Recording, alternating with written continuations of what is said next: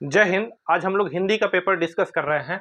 2018 में 19 तारीख को जो हिंदी का पेपर हुआ था उसको हम लोग डिस्कस कर रहे हैं। उत्तर प्रदेश पुलिस का जो पेपर 2018 में यूपीपी की भर्ती जो हुई थी उस पेपर को हम लोग डिस्कस कर रहे हैं। याद रखेंगे, जो 2018 की जो उत्तर प्रदेश पुलिस वाली भर्ती थी, आपको पता है 18 तारीख को पेपर हुआ 2 शिफ्ट में, 19 तारीख को पेपर हुआ 2 शिफ्ट में। उसी का हिंदी हम लोग डिस्कस कर रहे हैं। 18 का फर्स्ट हमने डिस्कस कर दिया है। 18 तारीख में जो पहला शिफ्ट में पेपर हुआ था डिस्कस कर दिए हैं, पढ़ा होगा, देख लेंगे। 19 तारीख के जो फर्स्ट शिफ्ट हुए हैं उस हिंदी की हम लोग चर्चा कर रहे हैं कि उन हिंदी का जो पेपर है 19 जून, याद रखेंगे, 2018 को जो पेपर हुआ था उसका हम लोग चर्चा कर रहे हैं। आइए शुरुआत करते हैं। हिंदी के टोटल 37 क्वेश्चन हैं और 37 क्वेश्चन को हम लोग डिस्कस करेंगे अच्छी तरीके से। सबसे पहली बात देखेंगे, यहाँ पर यह पहला भी मुहावरा है, यह भी मुहावरा पूछा गया है, तो यह दोनों के दोनों मुहावरा मोस्ट इंपॉर्टेंट होने वाले हैं। जैसे सबसे पहला मुहावरा है नाक कटना। याद रखेंगे, नाक कटना, इस मुहावरे का अर्थ क्या है? तो अगर किसी व्यक्ति का, ध्यान से सुनिएगा, अगर किसी व्यक्ति का नाक कट गया है, नाक कटना, नाक कटने का मतलब होता है बदनामी होना। क्या होता है? बदनामी होना। डायरेक्ट एकदम याद रखेंगे। आप बस इतना देखिएगा, इतना देखेंगे कि जो आप हिंदी क्लास में पढ़ रहे हैं उस हिंदी से क्वेश्चन बन जा रहे हैं कि नहीं बन जा रहे हैं। बहुत सारी चीजें अभी हमने कराई नहीं है, लेकिन जितने क्वेश्चन कराए हैं आप ध्यान से देखिएगा कि आप बना ले रहे हैं कि नहीं बना ले रहे हैं। तो क्या है? नाक कटना। देखो, दो क्वेश्चन बनता है। यहां पर है नाक कटना, नहीं बोलते नाक कट गया उसका। नाक कटने का मतलब उसका क्या हो गया? बदनामी हो गया। और एक है नाक कटाना। नाक कटाना, जाके नाक कटा लिए, मतलब यहां पर इज्जत बर्बाद करना। क्या करना? इज्जत बर्बाद करना, इज्जत बर्बाद कर देना। इस चीज को याद रखेंगे। अगर आपसे प्रश्न पूछे कि नाक कटना, इसको याद रखेंगे। क्वेश्चन रिपीट भी हो जाते हैं, बहुत सारे क्वेश्चन हूबहू रिपीट हो जाएंगे। तो नाक कटना मतलब क्या होना? बदनामी होना। और नाक कटाना मतलब अपना इज्जत बर्बाद कर देना। क्लियर है? जैसे आपको पता है कि भगवान लक्ष्मण सूर्पनखा का क्या काट दिए थे? नाक काट दिए थे। तो लंका में उसका बदनामी हो गया। किसका? सूर्पनखा का। और यहां नाक कटाना मतलब, नाक कटाने का मतलब क्या होता है कि अपनी इज्जत को क्या कर देना? बर्बाद कर देना। नेक्स्ट, अगला है काला अक्षर भैंस बराबर। प्रश्न पूछा गया था कि काला अक्षर भैंस बराबर, हमने काला अक्षर भैंस लिखा है, पूरा है काला अक्षर भैंस बराबर। इस मुहावरे का अर्थ क्या होता है? तो याद रखिएगा, पढ़ा लिखा न होना। पढ़ा लिखा न होना, इस चीज को याद रखेंगे डायरेक्ट। एक कदम याद रखिएगा, काला अक्षर भैंस बराबर, इसका मतलब होता है पढ़ा लिखा न होना, है ना? यहां पर काला अक्षर भैंस बराबर का मतलब आप मूर्ख मत कहिएगा, क्योंकि काला अक्षर भैंस बराबर का एकदम एग्जैक्ट मतलब होता है पढ़ा लिखा न होना। बस ऐसे याद करना है। अच्छा, अद्भुत रस का अस्थाई भाव क्या होता है? आपको पता है बच्चों कि अस्थाई भाव की संख्या कितनी होती है? 9 होती है। यहां पर कुछ चीजें मैं लिखवा दे रहा हूं, देखेंगे। अगर यहां दिखाई दे रहा है तो लिख देते हैं। अस्थाई भाव की संख्या जो होती है, या आप याद कर लेंगे, ठीक है। अस्थाई भाव की संख्या कितनी होती है? 9 होती है। संचारी भाव की अगर कोई संख्या पूछे, संचारी भाव की संख्या होती है 33। क्या होती है? 33। कोई पूछे संचारी भाव क्या है, तो हमारे मन में बहुत क्षण मात्र के लिए कुछ भाव उत्पन्न होते हैं, जिन्हें क्या कहते हैं? संचारी भाव। कोई पूछे संचारी भाव का है, तो हमारे मन में बहुत सीमित क्षण के लिए, बहुत छोटे समय के लिए कुछ भाव उत्पन्न होते हैं, जिसे बोलते हैं संचारी भाव। और संचारी भाव की संख्या कितनी होती है? 33। कितनी होती है? 33। या तो संचारी भाव बोलेगा या तो व्यभिचारी भाव बोलेगा, उसकी संख्या कितनी होती है? 33। अस्थाई भाव की संख्या कितनी होती है? 9 होती है। 11 नहीं करेंगे, 9 करेंगे। याद रखेंगे, अद्भुत रस का अस्थाई भाव क्या है? आपको पता है, अद्भुत रस का अस्थाई भाव है विस्मय। क्या नाम है? विस्मय। याद रखेंगे, विस्मय, विस्मय जो चीजें होती इसी से तो अद्भुतता का पता चलता है। विस्मय जो चीजें होती इसी से तो अद्भुतता का पता चलता है। यानी कि अद्भुत का अस्थाई भाव क्या होगा? विस्मय। क्या होगा? विस्मय। नेक्स्ट, सोरठा के प्रथम चरण में कितनी मात्रा होती है? आप बताएंगे। 18 तारीख वाला आप पेपर किए थे तो उसमें पूछा था दोहा के प्रथम चरण में कितनी मात्रा होती है। यहां पर दोहा का उल्टा क्या होता है? सोरठा। और इसमें पूछ दिया कि सोरठा के प्रथम चरण में मात्रा कितनी होती है, तो बच्चों कितनी होती है? 11। सही है ना? अब इसमें दिमाग का लगाना, देखिए तुरंत क्वेश्चन बन जा रहे हैं। सब क्वेश्चन आपका पेपर का क्वेश्चन है, तुरंत बना ले रहे हैं, है ना? सोरठा के प्रथम चरण में कितनी मात्रा होती है, तो क्या बताएंगे? क्या बताएंगे? 11। बात खत्म। मिटा दें? चलो, बहुत बढ़िया। आगे याद रखेंगे, 19 तारीख का हम लोग पेपर कर रहे हैं।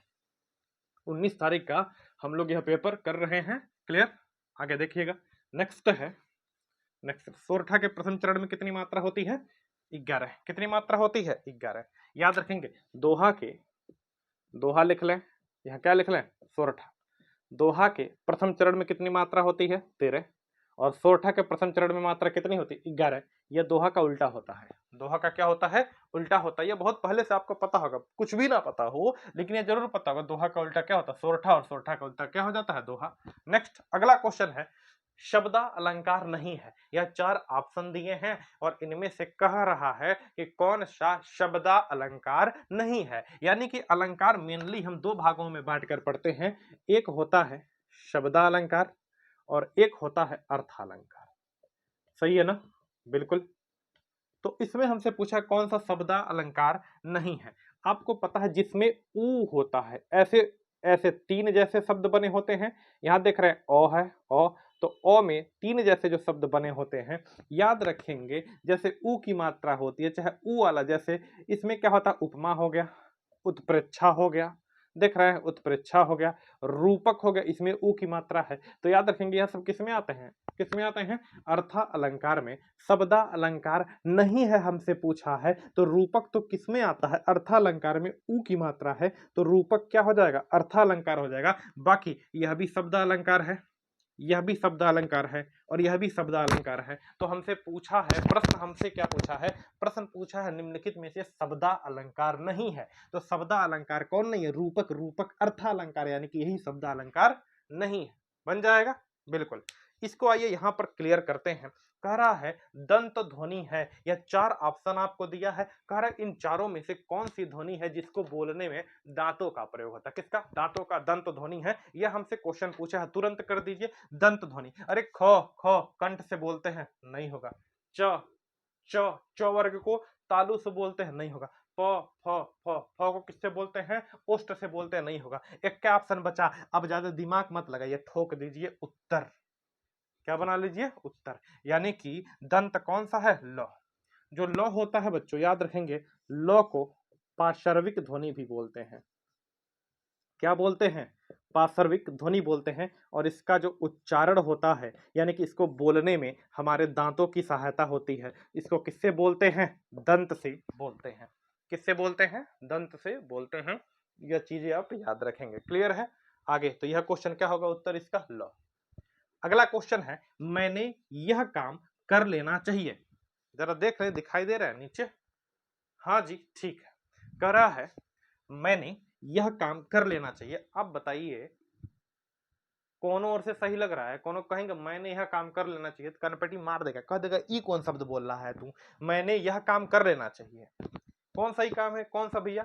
कौन सा भाग इसका शुद्ध है? मैंने यह काम कर लेना चाहिए, ये तो गड़बड़ है ना। क्या होना चाहिए? मुझे यह काम कर लेना चाहिए था। सही है, मुझे यह काम कर लेना चाहिए था, चाहे हमें यह काम कर लेना चाहिए था, यह तक तो ठीक है। सबसे बढ़न अशुद्ध भाग कौन है? मैंने। सबसे अशुद्धि किसमें है? मैंने में। कह रहा अशुद्ध भाग बताएं, तो अशुद्ध भाग जिस ऑप्शन में लिखा होगा मैंने, वही सही होगा, क्योंकि मैंने नहीं होगा यहाँ पर। यहाँ पर होगा मुझे या हमें। मुझे या हमें यह होगा, यानी कि यहाँ तक चीजें क्लियर है। अगला क्वेश्चन देखेंगे। कह रहा है कि 4 ऑप्शन दिया है और कह रहा है अघोष बताइए। क्या बताइए? अघोष बताइए। आपको एक चीज जानना चाहिए, है ना? आपको एक चीज जानना ही चाहिए, है। गूंज होती है, गूंज। गूंज जानते हैं? गूंजना, किसी चीज का कंपन होना, गूंज, है ना? तो गूंज के आधार पर, गूंज जब होती है किसी चीज को बोलने में, जब हमारे नाक में गूंज होती है, आवाज में गूंज होती है, तो गूंज के आधार पर वर्णमाला को 2 भागों में बांटा गया है। पूरे वर्णमाला को कितने भागों में बांटा गया है? 2। तो सीधे प्रश्न यही पूछा जा सकता है, गूंज के आधार पर वर्णमाला को कितने भागों में बांटा गया है? 2। या ऐसे भी पूछा जा सकता है, गूंज जो होता है यार, याद रखेंगे, यह जो गूंज है यह हिंदी शब्द है, इसका संस्कृत में कहते हैं घोष। तो प्रश्न पूछा जा सकता है कि घोष के आधार पर कितने प्रकार के होते हैं? गूंज चाहे घोष कहे, बतिया एक ही है। 2 प्रकार का, एक होता है अघोष और एक होता है सघोष, है ना? एक होता है अघोष और एक होता है सघोष। याद रखेंगे, अघोष पहला और दूसरा अक्षर अघोष होता है, तीसरा, चौथा, पांचवा अक्षर सघोष होता है। हमसे पूछा है कौन सा अघोष वर्ण है, कौन सा अघोष है? तो जरा देखिए, च छ ज, यह पहला दूसरा च छ, पहला दूसरा क्या होगा, अघोष होगा, और यह जो तीसरे नंबर पर यह अघोष नहीं होगा। जो झ, यह सब के सब सघोष होंगे, यह सब के सब सघोष होंगे, क्योंकि पहला ही दूसरा अघोष होता है, यह भी नहीं होगा। क ख ग, जैसे क गो देखे कहाँ आएगा, क ख क ख ग, तो पहला दूसरा अघोष होगा, यहाँ से सघोष होगा, तो यह भी नहीं अघोष होगा। हमसे पूछा है अघोष कौन होगा, पहला, पहला मतलब क्या देख रहे हैं, चौ से शुरुआत होती है, अघोष क्या हो जाएगा, चौ। Option number A will be correct answer, option number A आपका करेक्ट उत्तर होगा। सही है। चलिए आइए यहाँ पर चर्चा कर रहे हैं, कर निम्नलिखित में से सर्वनाम कौन सा है। हमसे पूछा, सिंपल सा चीज है यार, का दिमाग लगाना है, सर्वनाम कौन सा है, ऑप्शन काट दीजिए, उत्तर मिल जाएगा। ऑप्शन ए में लिखा है यह, ऑप्शन बी में लिखा है सभा, ऑप्शन सी में लिखा है मनुष्यता, ऑप्शन डी में लिखा है हिमालय। आपको पता है एक यह सर्वनाम पूछा है, भले ना दिखाई दे, कह रहा है निम्नलिखित में से सर्वनाम कौन सा है।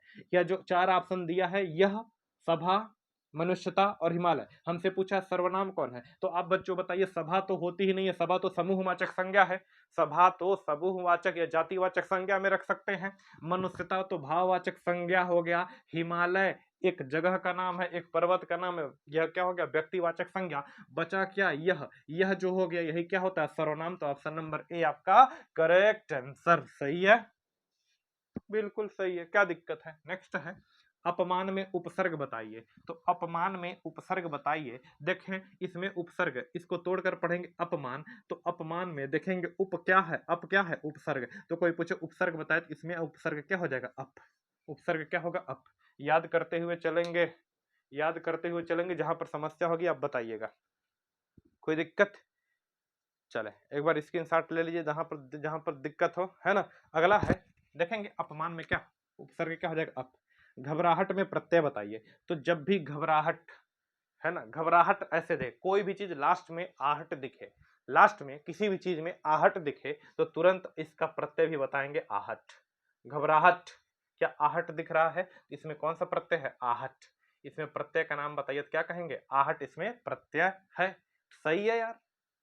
नेक्स्ट, जल का पर्यायवाची नहीं है, जल का पर्यायवाची नहीं है। एक बात बच्चों ध्यान से सुनिएगा, कह रहा है कि जल का पर्यायवाची नहीं है, हमें नहीं वाला उत्तर बताना है, इस चीज को ध्यान रखिएगा। जल का पर्यायवाची नहीं है, नहीं वाले पर उत्तर बताना है। यह नीर तो जल का पर्यायवाची है, नहीं होगा।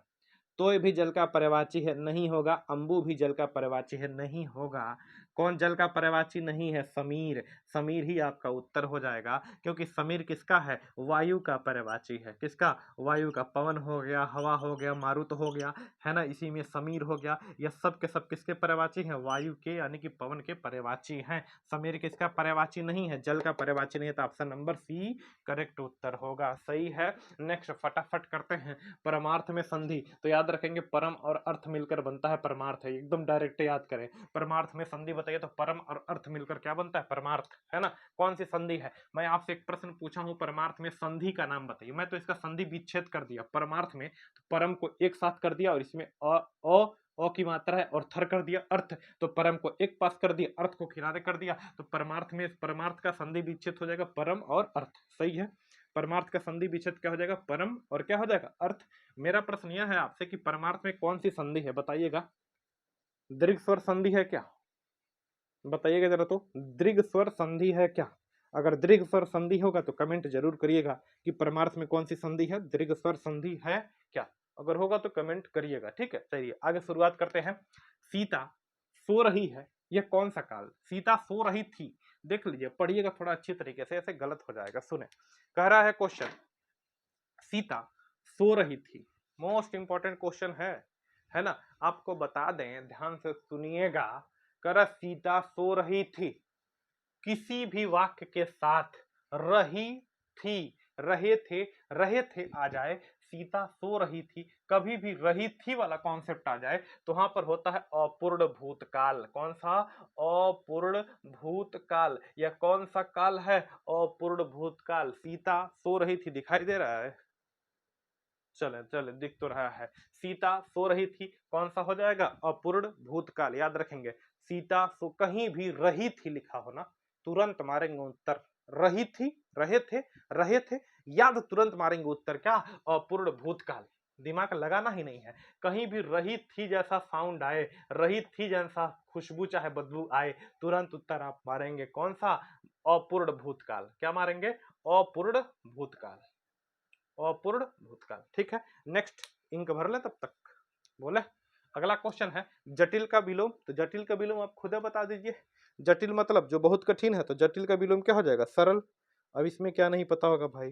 पता होना चाहिए ना। जटिल का विलोम क्या हो जाएगा? सरल। दिमाग का नहीं लगाना, तुरंत उत्तर मारेंगे। जटिल मतलब बहुत कठिन, तो जटिल का उल्टा क्या होता है? विलोम मतलब उल्टा। जटिल का विलोम क्या होता है? सरल। जटिल का विलोम क्या हो जाएगा? सरल। हमसे कह रहा है वर्ण का अर्थ नहीं है। अच्छा, एक चीज पता है, हमारे टॉपिक का हिस्सा होता है अनेकार्थी शब्द। जिस बच्चे ने अनेकार्थी शब्द कर लिया उसका 2 नंबर क्लियर है। सुनिएगा, अनेकार्थी शब्द, इसका मतलब समझ रहे हैं कि शब्द तो एक ही होगा, शब्द एक ही होगा, लेकिन इस एक शब्द के अनेक अर्थ निकलेंगे।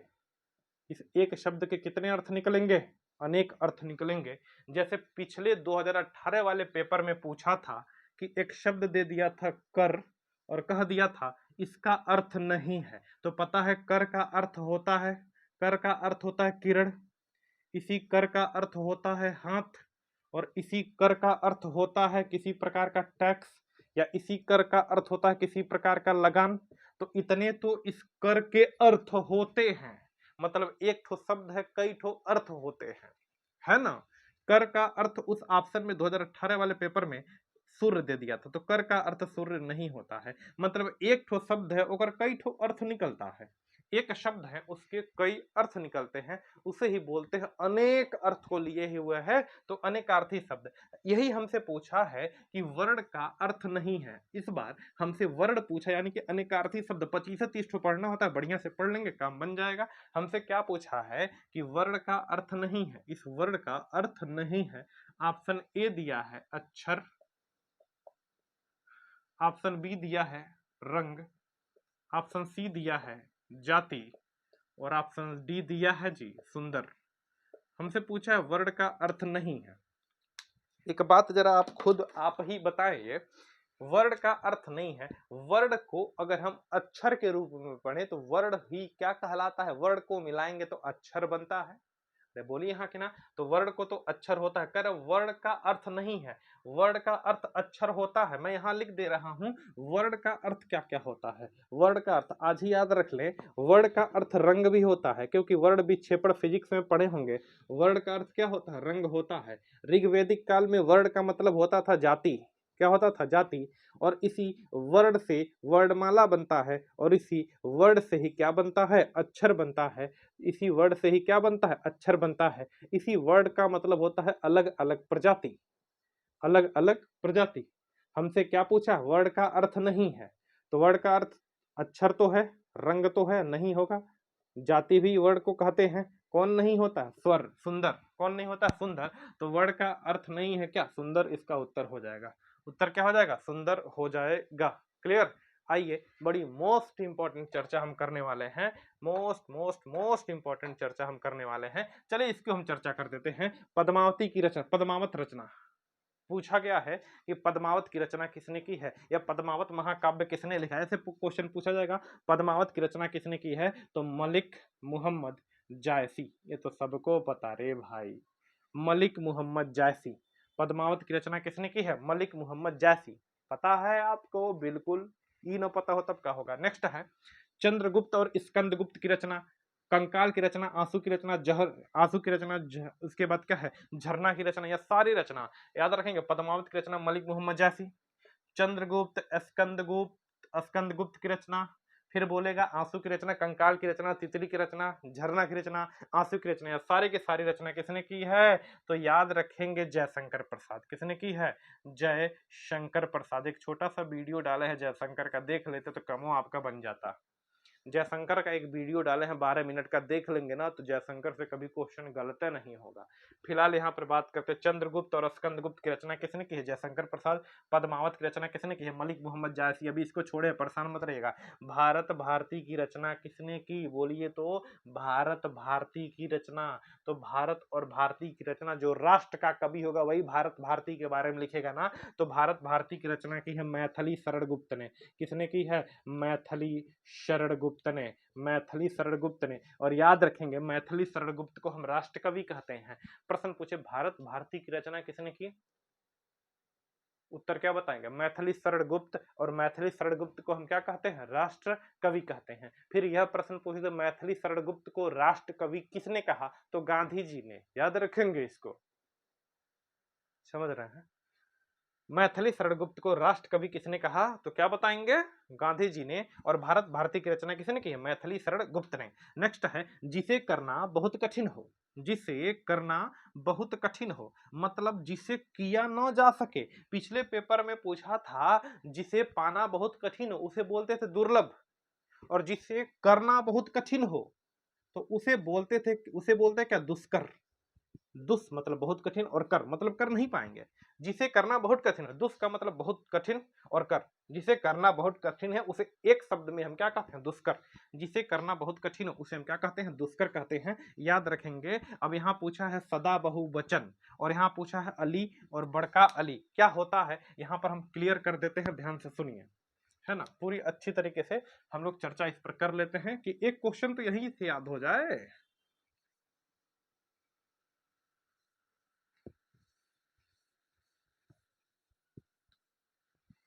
बन जाएगा इतने में। देखिए, एक लिखा है अली और एक लिखा है अली। इन दोनों का मतलब अलग अलग होता है, आपको भी पता होगा, सबको पता होगा, इन दोनों का मतलब अलग अलग होता है। और इसे ही बोलते हैं शब्द युग्म या श्रुति संभिन्नात्मक शब्द। किताबों में ऐसे लिखा जाता है। देखें, इस अली का मतलब और इस अली का मतलब क्या होता है, यही हमें बताना है। सबसे पहले तो एक बात समझिए, यह छोटी वाली अली पहले लिखा है, बाद वाला अली बाद में लिखा है। तो छोटी वाली अली का उत्तर भी पहले होगा और बाद वाले अली का उत्तर भी बाद में होगा। एक बात याद रखिए, छोटी छोटी क्या होते हैं? एकदम छोट छोट। छोटका जो अली है, इस छोटी अली का मतलब छोटका जो अली है, छोट छोट क्या होते हैं? भौरा। तो इस अली का मतलब होता है भौरा। इस पर अली पर छोटी की मात्रा, इस पर अली पर बड़ी की मात्रा, अली मतलब भौरा। ये छोटे छोटे जो होते हैं एकदम छोटे छोटे, जब छोटे छोटे होंगे तो इस पर छोटी छोटी की मात्रा होगी, इस पर छोटी मात्रा है, और जब छोटी मात्रा तो इसका मतलब क्या है? भौरा। और इस अली का मतलब बड़का जो अली होते हैं यह सखी लोग होते हैं। तो इस अली का मतलब सखी, क्योंकि सखी में भी क्या होती है? बड़ी की मात्रा। यहाँ पर अली में भी क्या होती है? बड़ी की मात्रा। और छोट छोट तो भौरा होता है, तो भौरा में क्या होती है? छोटी की मात्रा। तो इसको याद रखिएगा। मतलब पहले क्या लिखेंगे? भौरा, और बाद में क्या लिखेंगे? सली सखी। अली पहले यूज हुआ तो मतलब भौरा पहले लिखेंगे, और बाद में क्या लिखेंगे? सखी। इसको याद रखेंगे। अगला क्वेश्चन हमसे पूछा है कि सदा बहुवचन बताइए। देखिए, सदा बहुवचन में 3 या 4 शब्द आते हैं, याद रख लीजिए। पिछली बार भी आया था, तो पिछली बार आपसे प्राण पूछा था, सही है। 18 वाले पेपर में हमसे पूछा है सदा बहुवचन, जो हमेशा बहुवचन में ही प्रयोग होते हैं। सदा बहुवचन में डायरेक्ट याद रख लीजिए, 5-6 ठो है उसको याद रख लेंगे। जैसे याद रखेंगे, हम प्राण जो होता है यह हमेशा बहुवचन में प्रयोग होता है। दर्शन जो होता है हमेशा बहुवचन में प्रयोग होता है। हस्ताक्षर जो होता है हमेशा बहुवचन में प्रयोग होता है। आंसू जो होता है हमेशा बहुवचन में प्रयोग होता है। आंख जो होता है हमेशा बहुवचन में प्रयोग होता है। तो बस इतने बतिया याद रख लेंगे ना, इतने बात आप याद रख लेंगे, काम बन जाएगा। प्राण, इसके बाद चाकू भी याद रख लेंगे। चाकू भी हमेशा बहुवचन में प्रयोग होता है। चाकू बहुवचन नहीं होता। आमतौर पर जो चाकू होता है यह एक वचन भी चाकू का यही होता है, और चाकू का बहुवचन भी यही होता है। समझ रहे हैं? सरसों याद रखेंगे। सरसों जो है यह न तो क्या है? पुल्लिंग है, न तो स्त्रीलिंग है। इसको हम रखते हैं उभयलिंग में। किस में रखते हैं? लिंग में, उभयलिंग में। तो लिंग भी टॉपिक आपको पढ़ना है। चाकू जो है यह एक वचन है और बहुवचन दोनों चाकू का सेम होता है। प्राण याद रखेंगे हमेशा बहुवचन, दर्शन हमेशा बहुवचन, हस्ताक्षर हमेशा बहुवचन, आंसू हमेशा बहुवचन, आंख हमेशा बहुवचन होता है। तो प्रश्न पूछा है सदा बहुवचन में, ऑप्शन में आपके दर्शन था, तो इस सदा बहुवचन का यहां से याद रखेंगे और दर्शन पर टिक कर देंगे, आपको काम बन जाएगा। क्लियर? बिल्कुल, है ना। चलिए अब इस पर चर्चा कर लेते हैं। बहुत लोग एकदम बेचैन होंगे, क्या क्वेश्चन है, क्वेश्चन क्या है, ध्यान से सुनिए। और बड़ी मोस्ट इंपॉर्टेंट, बहुत लोगों का यह क्वेश्चन गलत हुआ होगा, याद रखिएगा, बहुत लोगों का यह क्वेश्चन गलत हुआ होगा। कौन सा क्वेश्चन भाई? रामधारी सिंह दिनकर को किस कृति के लिए साहित्य अकादमी पुरस्कार मिला? बोलिए, छोड़ दे क्वेश्चन, बताएंगे उत्तर, है ना।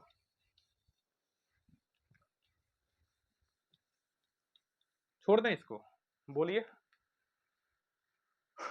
इस क्वेश्चन को छोड़ दें, उत्तर आप स्वयं बताएंगे, बोलिए। हाँ, नहीं, क्या है क्वेश्चन, चले कर देते हैं। यहीं पर आपका कंफ्यूजन हम आज एकदम पूरा खत्म कर देते हैं। कह रहा है रामधारी सिंह दिनकर को किस कृति के लिए, मतलब किस रचना के लिए साहित्य अकादमी पुरस्कार मिला? उर्वशी, दिमाग में आ रहा है उर्वशी? गलत है, उर्वशी उत्तर नहीं होगा, उर्वशी गलत है बाबू। जो उर्वशी उर्वशी आप रट रहे हैं, रामधारी देखता है एकदम उर्वशी दिमाग में चढ़ जाता है, वो गलत है। याद रखना क्या क्वेश्चन है, क्वेश्चन पहले पढ़िए। देखें, रामधारी सिंह दिनकर को किस कृति के लिए, मतलब किस रचना के लिए साहित्य अकादमी पुरस्कार मिला, यह क्वेश्चन हमसे पूछा है। देखें, रामधारी सिंह दिनकर को दो पुरस्कार आपको याद रखना है। रामधारी सिंह दिनकर को दो पुरस्कार मिला है और दोनों आपको याद रखना है। एक मिला है सन 1959 में, 1959 में जो मिला वह मिला साहित्य अकादमी पुरस्कार, साहित्य अकादमी पुरस्कार मिला। और इनकी जो रचना थी संस्कृत के 4 अध्याय के लिए। किस रचना के लिए मिला? इतना बेहतरीन रचना लिखे थे, संस्कृत के 4 अध्याय, संस्कृत के 4 अध्याय के लिए मिला। याद रखिएगा इसको, अच्छी तरीके से याद रखिएगा। 1959 में रामधारी सिंह दिनकर को साहित्य अकादमी पुरस्कार मिला संस्कृत के 4 अध्याय के लिए। और यहीं पर बात कर लेते हैं, बात है 1972 की। 1972 में रामधारी सिंह दिनकर को ज्ञानपीठ पुरस्कार मिला। कौन सा पुरस्कार मिला? ज्ञानपीठ पुरस्कार मिला 1972 में। किस रचना के लिए? तो उर्वशी रचना के लिए। किस रचना के लिए जी? उर्वशी रचना के लिए। ठीक है, चले देखिए, फिर एक बार क्लियर करा देते हैं, सुनिएगा। रामधारी सिंह दिनकर को ऐसे करिए, यहां पर क्लियर करते हैं, सुनेंगे। रामधारी सिंह दिनकर से दो प्रकार के प्रश्न आते हैं। पहले प्रकार का प्रश्न आता है कि रामधारी सिंह दिनकर को साहित्य अकादमी पुरस्कार कब मिला? तो 1959। किस रचना के लिए मिला? तो संस्कृत के 4 अध्याय के लिए। 1972 में इनको ज्ञानपीठ पुरस्कार मिला। किस रचना के लिए मिला? उर्वशी के लिए मिला। दोनों क्वेश्चन याद रखिएगा, जैसे पूछेगा वैसे उत्तर करिएगा। आप रामधारी का नाम देखकर तुरंत उत्तर लगा देते हैं, उर्वशी नहीं भाई। अगर साहित्य अकादमी आपसे पूछे तो उत्तर लगाना है संस्कृत के 4 अध्याय। और याद रखेंगे, अगर आपसे पूछे ज्ञानपीठ पुरस्कार, तो ज्ञानपीठ पुरस्कार किसके लिए मिला है? उर्वशी के लिए मिला है। यही क्वेश्चन उत्तर प्रदेश पुलिस 2019 में आ गया था। और 2019 का क्वेश्चन ऐसा था, रामधारी सिंह दिनकर को किस कृति के लिए साहित्य अकादमी पुरस्कार मिला? और किस कृति के लिए मिला? साहित्य अकादमी पुरस्कार मिला है। तो क्या बताएंगे, किस कृति के लिए? जल्दी बताइए। तो उसका नाम है क्या? संस्कृत के 4 अध्याय। संस्कृत के कितने अध्याय? 4 अध्याय। यही क्वेश्चन ऐसे रहता तो कितना मजा आ जाता। ज्ञानपीठ पुरस्कार तो लगा देते उर्वशी। यहां पर भी बच्चे बहुत लोग उर्वशी लगाए थे, लेकिन उत्तर क्या होगा? संस्कृत के 4 अध्याय, क्योंकि साहित्य अकादमी की बात हो रही है। ठीक है, अच्छा, अगर 1982 की बात करें तो 1982 में महादेवी वर्मा को मिला है।